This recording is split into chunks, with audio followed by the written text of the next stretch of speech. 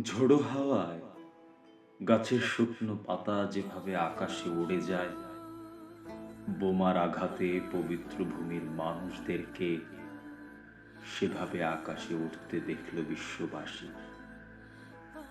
পৃথিবীর ৮০০ কোটি মানুষ, ২০০ কোটি মুসলমান, জাতিসংঘ, ওআইসি, আরব বিশ্ব কেউই হায়নার হাত থেকে একটি জনপদকে রক্ষা করতে পারল না। বরং সবাই রোমের কলোসিয়ামের গ্যালারিতে বসে গ্লাডিয়েটরদের মৃত্যু দেখার মতো যেন উপভোগ করেছে এই বর্বরতা। এই বিশ্ব কতটা সভ্য আর মানবিক তা পরিমাপের সবচেয়ে উপযুক্ত মিটার হলো ফিলিস্তিন।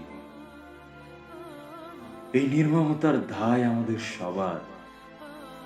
একদিন আমাদের সকলকে ইতিহাসের কাঠগড়ায় দাঁড়াতে হবে।